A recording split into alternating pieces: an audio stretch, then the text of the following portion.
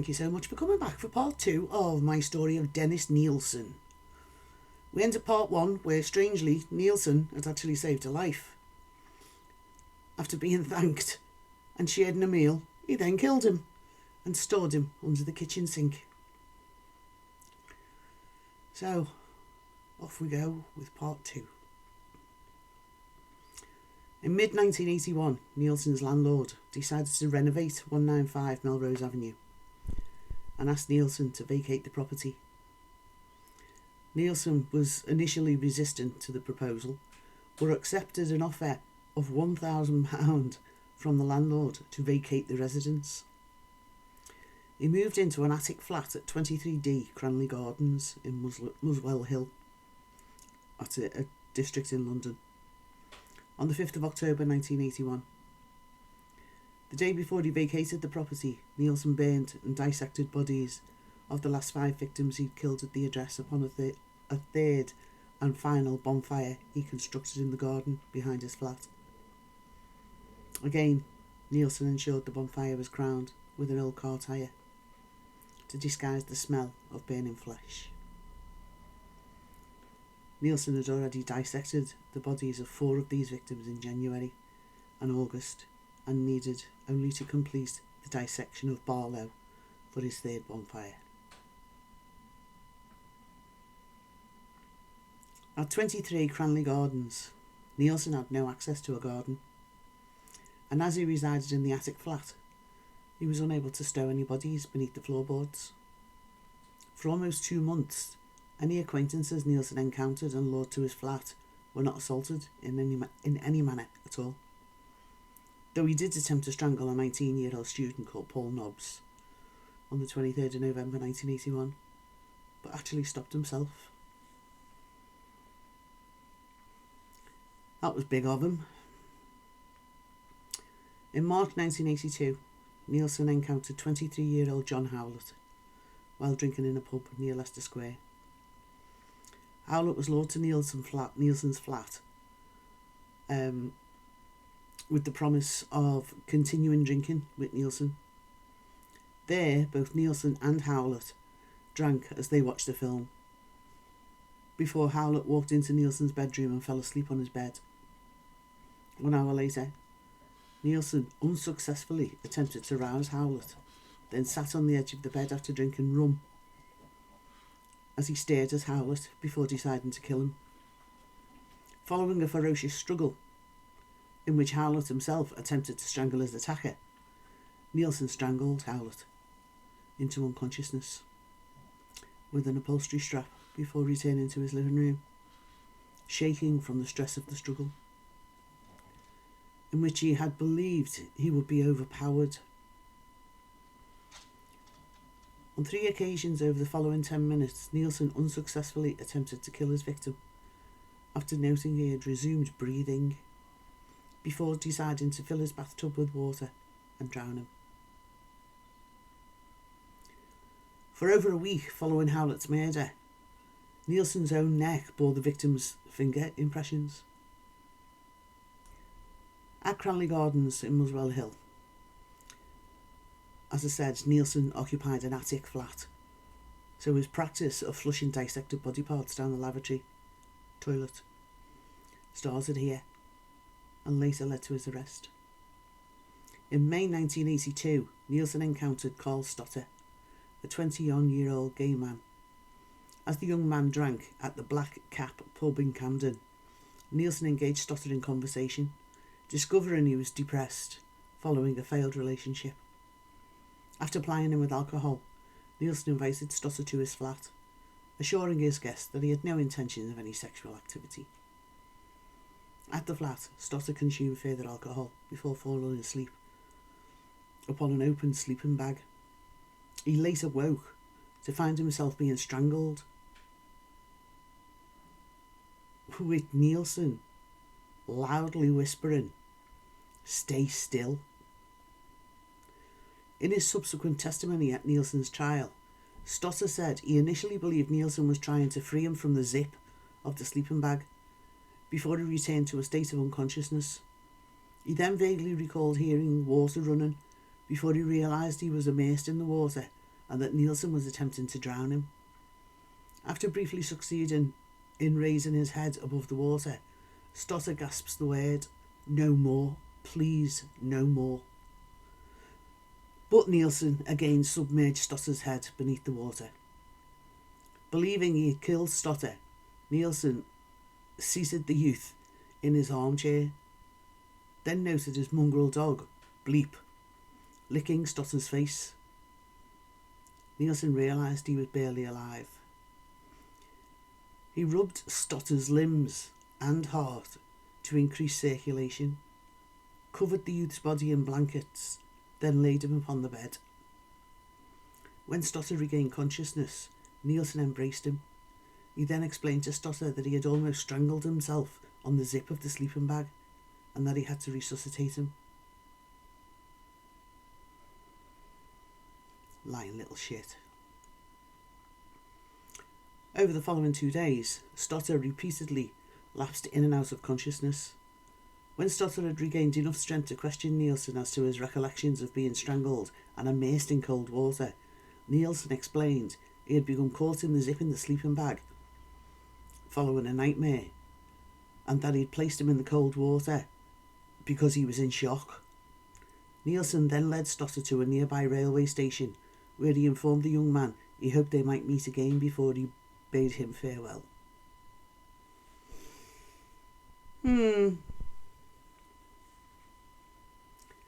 That is what you call a lucky escape. 3 months after Nilsen's June 1982 promotion at the job centre, he met 27-year-old Graham Allen attempting to hail a taxi in Shaftesbury Avenue. Allen accepted Nilsen's offer to accompany him to Cranley Gardens for a meal. I just can't imagine that scenario. "Hello, you trying to get a taxi? Do you want to come to my place for something to eat?" "Oh yeah, okay." Anyway, Nilsen stated he could not recall the precise moment he had strangled Allen, but recalled approaching him as he sat eating an omelette with the full intention of murdering him. Allen's body was retained in the bathtub for a total of 3 days before Nilsen began the task of dissecting his body upon the kitchen floor. Nilsen is again known to have informed his employers that he was ill and unable to work on October the 9th, 1982. Likely so he could complete the dissection of this guy's body. On the 26th of January 1983, Dennis Nilsen killed his final victim. This was 20-year-old Stephen Sinclair. Sinclair was last seen by acquaintances in the company of Nilsen, walking towards the tube station. At Nilsen's flat, Sinclair fell asleep in an armchair. He was in a drug and alcohol-induced stupor as Nilsen sat listening to the rock opera Tommy. Nilsen approached Sinclair and knelt before him and said to him, "Oh, Stephen, here I go again," before strangling Sinclair with a ligature constructed of a necktie and rope. Nilsen actually noticed crepe bandages upon each of Stephen's wrists, and he removed the bandages to discover several deep slash marks from where Sinclair had recently tried to kill himself. Following his usual ritual of bathing the body, Nilsen laid Sinclair's body upon the bed, applied talcum powder to the body, then arranged 3 mirrors around the bed before laying himself naked alongside the dead youth. Several hours later, he turned Stephen's head towards him before kissing the youth's body on the forehead and saying, "Good night, Stephen."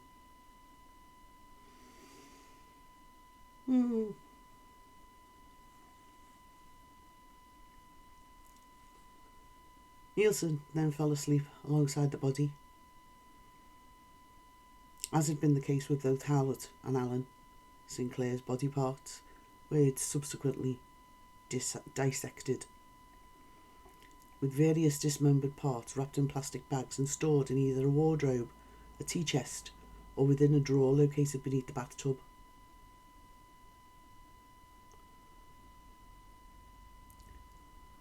The bags used to seal Sinclair's remains were sealed with the same crepe bandages that Nilsen had found upon Sinclair's wrists. Nilsen attempted to dispose of the flesh, internal organs and smaller bones of all 3 victims killed at Cranley Gardens by flushing their dissected remains down the toilet. In a practice which he had conducted upon several victims killed at Melrose Avenue. He also boiled the heads, hands and feet to remove the flesh off these sections of the victims' bodies. On the 4th of February 1983, Nilsen wrote a letter of complaint to estate agents complaining that the drains at Cranley Gardens were blocked and that the situation for both himself and other tenants in the property was intolerable. The following day, he refused to allow an acquaintance to enter his property. The reason being, he'd begun to dismember Sinclair's body on the floor in the kitchen.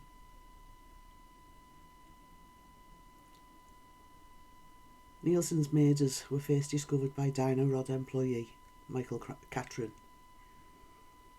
who responded to the plumbing complaint made by both Nilsen and other tenants of Cranley Gardens on the 8th of February 1983. Opening a drain cover at the side of the house, Catron discovered the drain was packed with flesh-like substance and numerous small bones of unknown origin.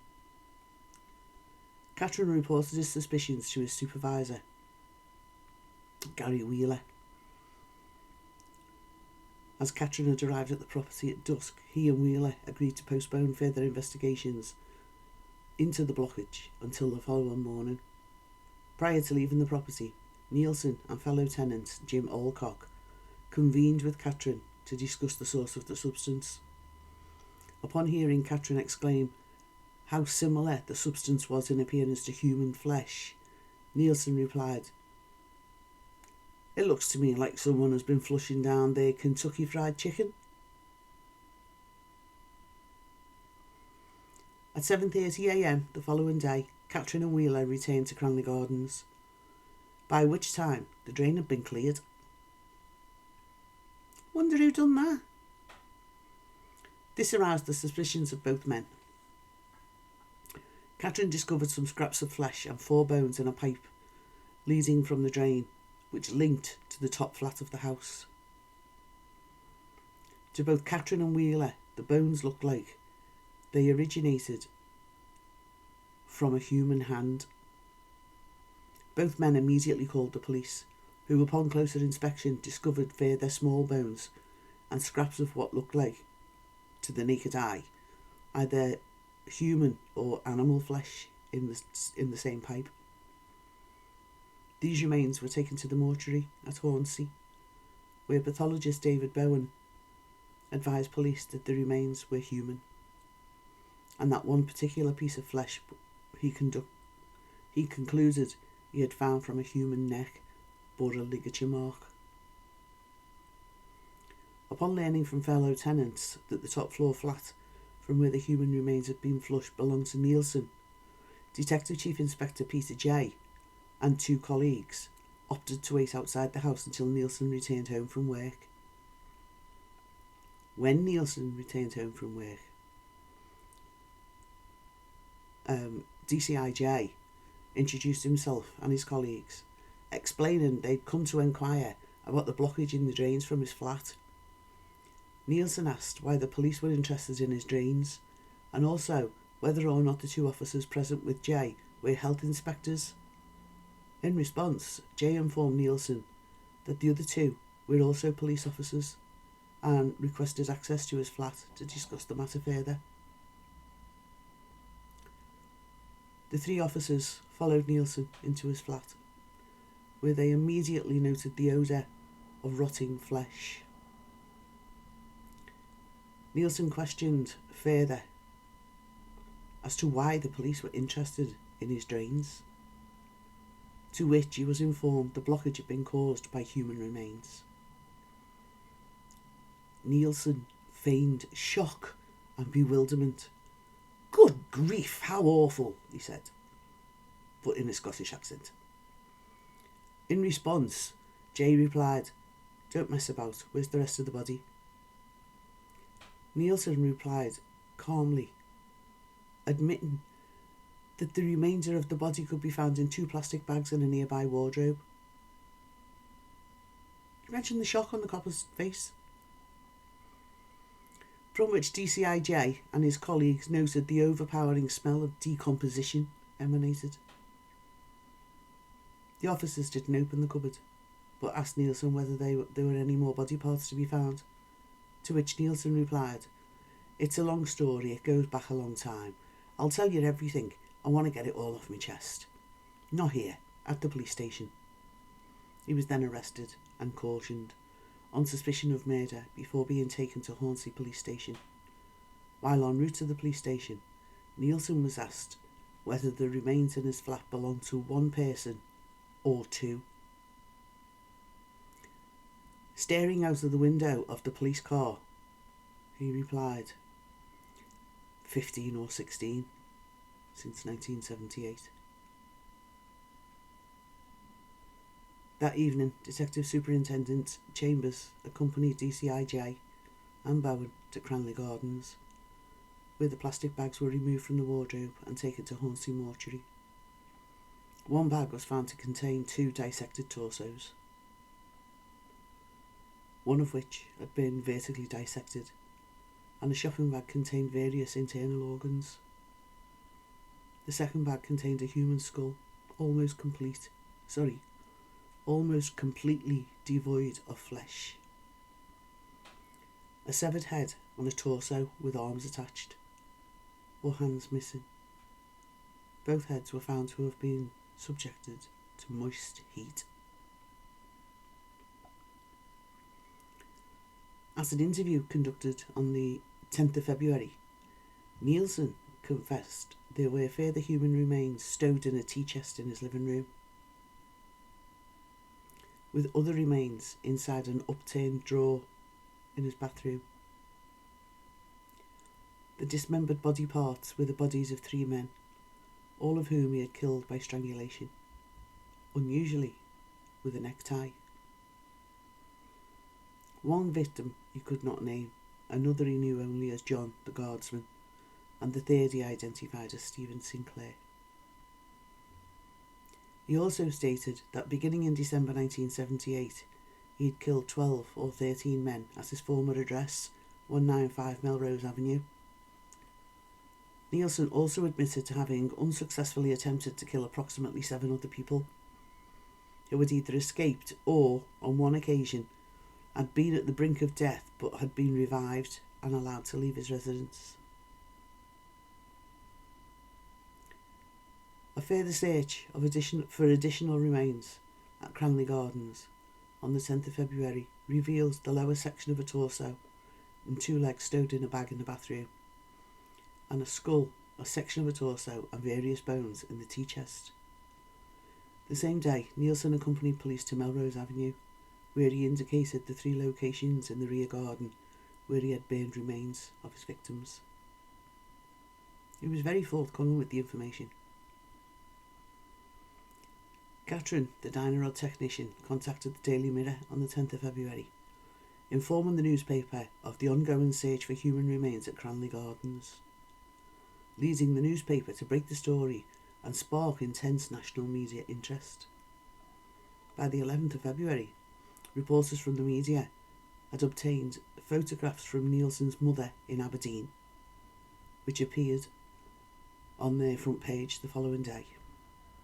On the 12th of February 1983, the front page of the Daily Mirror, describing Nilsen having been formally charged with the murder of his last victim, Stephen Sinclair. Under English law, the police had 48 hours in which to charge Nilsen or release him. So they charged him. Assembling the remains of the victims killed at Cranley Gardens on the floor of Hornsey mortuary Professor Bowen was able to confirm the fingerprints on one body matched those on police files of Sinclair. At 5:40 p.m. on the 11th of February, Nilsen was charged with Sinclair's murder, and a statement revealing this was released to the press. Formal questioning of Nilsen began the same evening, with Nilsen agreeing to be represented by a solicitor, a facility he had earlier declined. Police interviewed Nilsen on 16 separate occasions over the following days, in interviews which totalled over 30 hours. Nilsen was adamant that he was uncertain as to why he had killed. When asked his motive for the murders, he responded by simply saying, "I'm hoping you'll tell me that. I'm sure we could all come up with an answer." He was adamant that the decision to kill was not made until moments before the act of murder. Most victims had died by strangulation. On several occasions, he had drowned his victims once they'd been strangled into unconsciousness. Once the victim had been killed, he typically bathed the body, shaved any hair from the torso to conform it to his physical ideal, and then applied makeup to any obvious blemishes on the skin. The body was usually dressed in socks and underpants before Nilsen draped the victims around him as he talked to the corpse. With most victims, Nilsen masturbated as he stood alongside or knelt above the body, and Nilsen repeatedly stressed to investigators that he had never actually penetrated any of his victims at all, explaining that his victims were too perfect and beautiful for the pathetic ritual of commonplace sex. All the victims' personal possessions were destroyed following the ritual of bathing their bodies in an effort to obliterate their identity.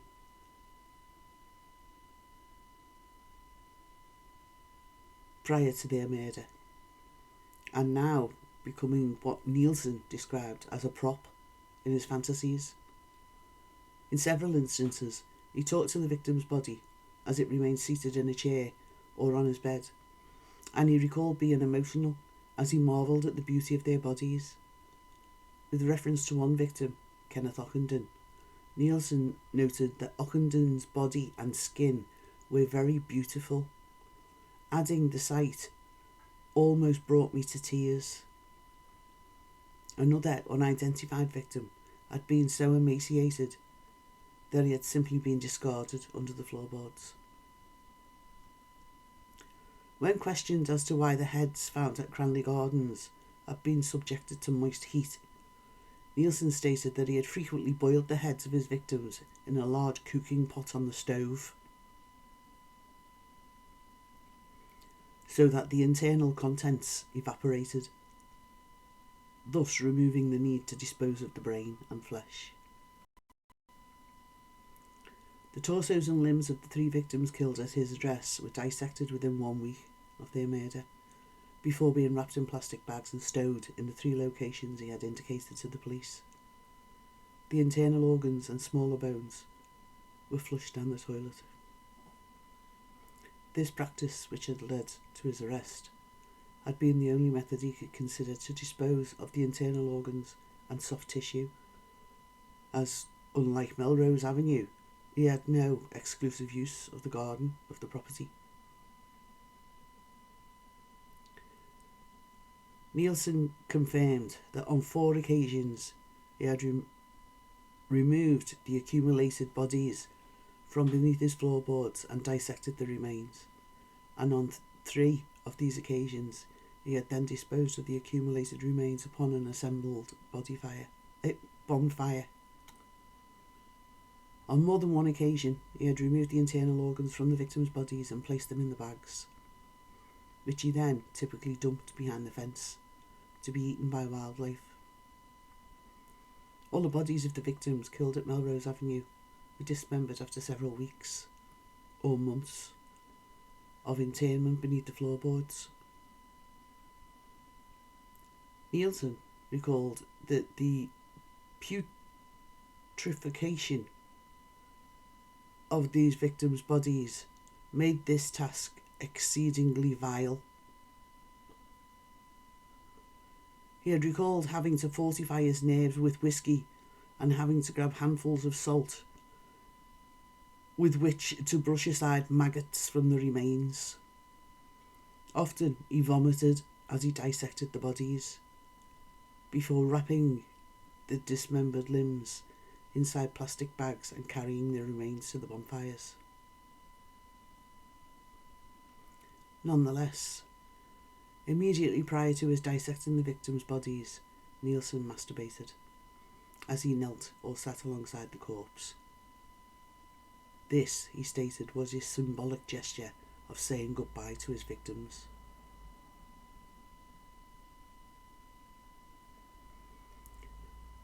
When questioned as to whether he had any remorse for his crimes, Nilsen replied, "I wished I could stop, but I couldn't. I had no other thrill or happiness." He also emphasised that he took no pleasure from the act of killing, but worshipped the art and the act of death. On the 11th of February 1983, Nilsen was officially charged with the murder of Stephen Sinclair, and he was transferred to His Majesty's Prison, Brixton, to be held on remand until his trial. According to Nilsen, upon being transferred to Brixton Prison to await trial, his mood was one of resignation and relief, with his belief being that he would be viewed in accordance with law and innocent until proven guilty. He's just admitted to all this. He's told them how he's dissected them and everything, and he thinks he's going to be looked on as being innocent until proven guilty. Yeah, right. He objected to wearing a prison uniform while on remand.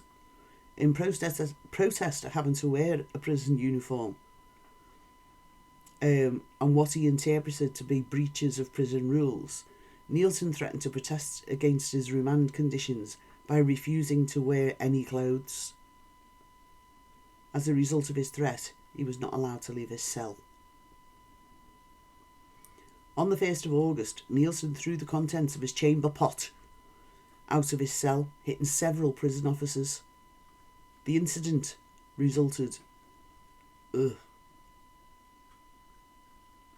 Nilsen being found guilty on the 9th of August of assaulting prison officers and subsequently spending 56 days in solitary confinement.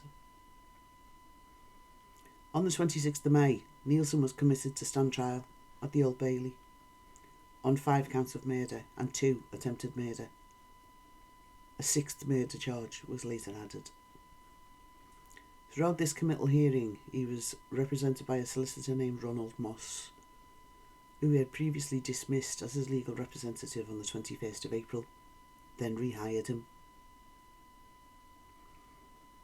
then sacked him, then rehired him.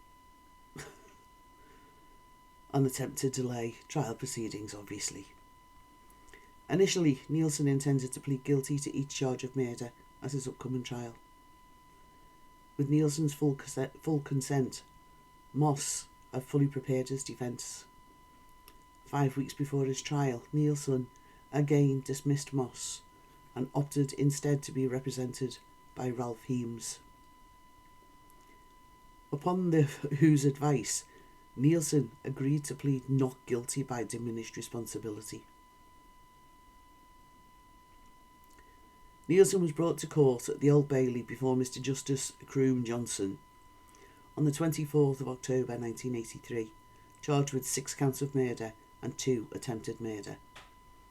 He had the balls to plead not guilty to all charges.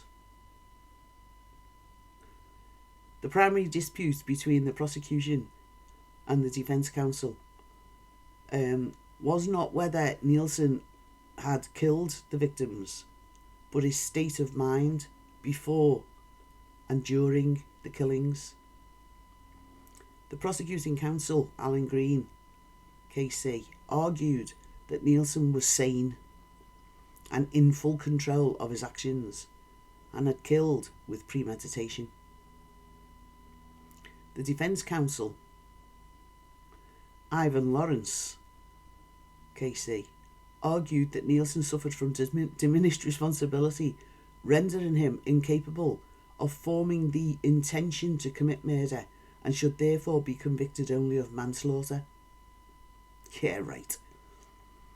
The prosecution counsel opened the case for the court, for the Crown, by describing the events of February 1983, leading to the identification of human remains in the drains at Cranley Gardens, and Nilsen's subsequent arrest, the discovery of 3 dismembered bodies in his property, and detailed confessions.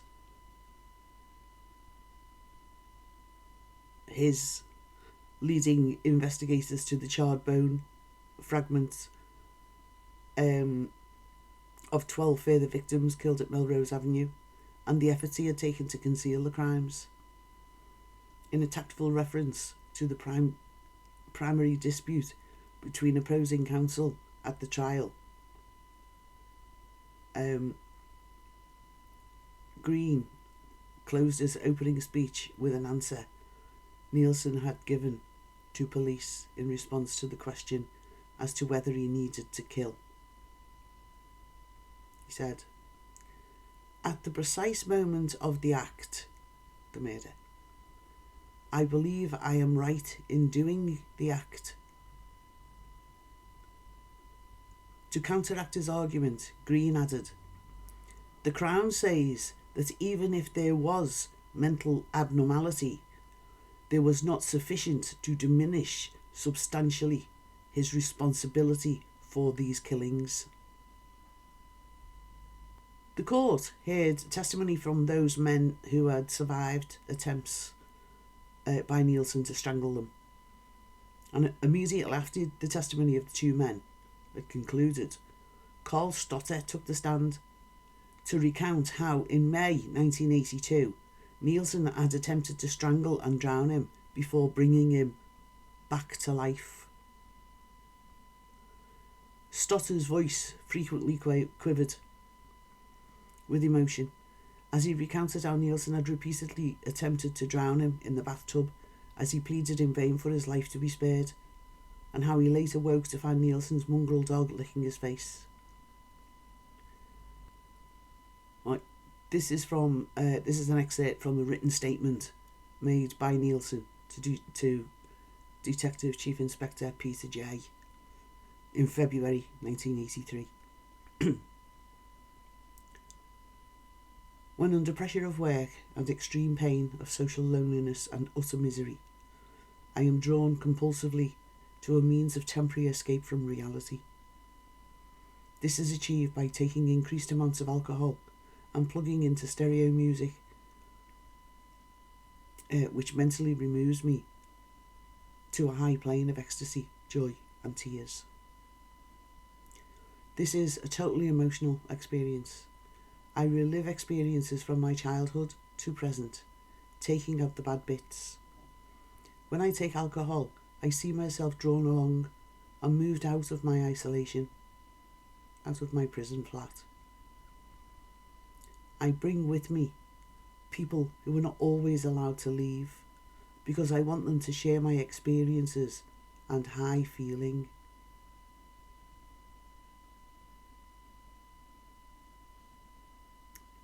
Yeah. DCIJ then recounted the circumstances of Nilsen's arrest and his calm, matter-of-fact confessions. Before reading to the court several statements volunteered by Nilsen following his arrest, in one of these statements Nilsen had said, "I have no tears for my victims. I have no tears for myself, nor those bereaved by my actions."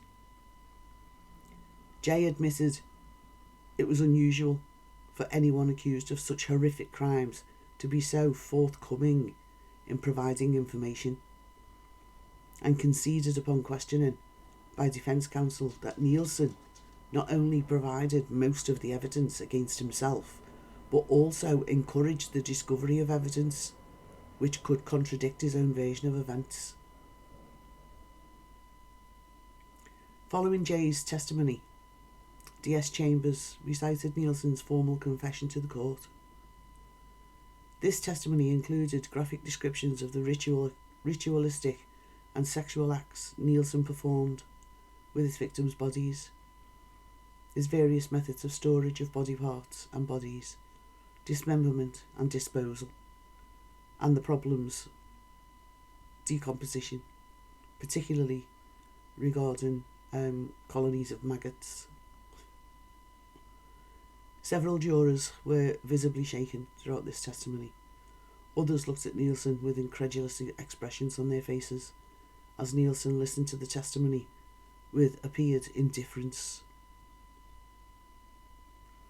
This testimony lasted until the following morning, when the prosecution included several exhibits into evidence, including the cooking pot in which Nilsen had boiled the heads of the 3 victims killed at Cranley Gardens, the cutting boards he had used to dissect John Howlett, and several rusted catering knives which had formerly belonged to his victim, Martin Duffy.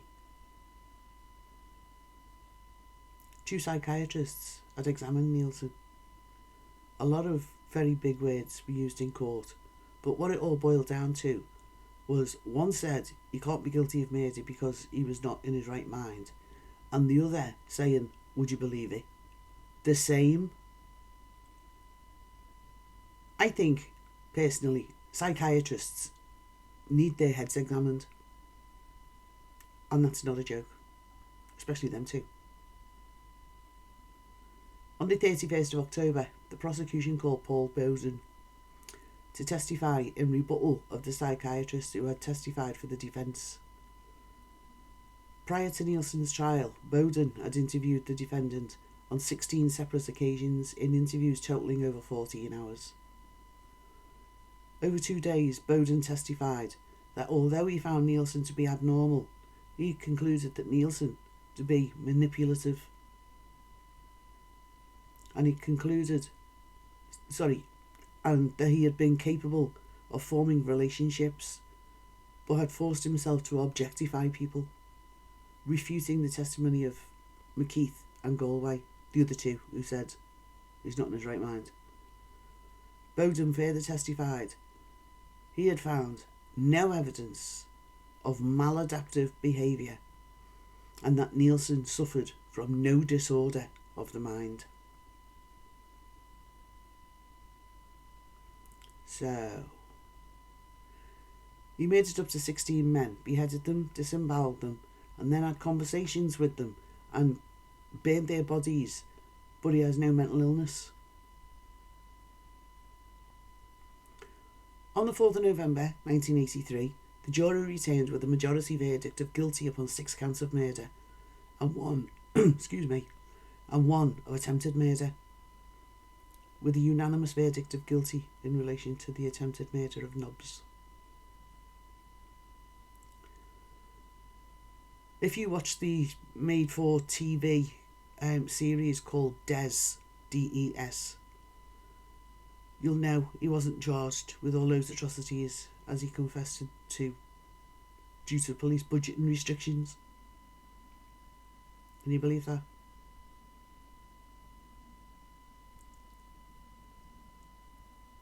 Croom Johnson sentenced Nilsen to life imprisonment with a recommendation that he serve 25 years minimum. Following his conviction, Nilsen was transferred to His Majesty's Prison, Wormwood Scrubs, to begin his sentence. As a Category A prisoner, he was assigned his own cell and could mix freely with other inmates. Nilsen did not lodge an appeal, accepting that the Crown's case that he had the capacity to control his actions and that he had killed with premeditation. The court was essentially correct. The minimum term of 25 years imprisonment to which Nilsen was sentenced in 1983 was replaced by a whole life tariff by Home Secretary Michael Howard in December 1994. This ruling ensured that Nilsen would never, ever be released from prison, and he accepted that punishment too. He was moved about a lot during his sentence, most of the time for his own protection. His last stop was His Majesty's Prison, Full Sutton. Nilsen became known as the Muswell Hill murderer, as he committed his later murders in Muswell Hill district of London. He died in York Hospital on the 12th of May 1918 of a pulmonary embolism and a retroperitoneal hemorrhage. I think I've done really well with them words. Which occurred following surgery to repair an abdominal aortic aneurysm. So basically, he had a life-threatening bleed in his stomach and he had surgery to repair it, but he died anyway. I think that's what's known as karma.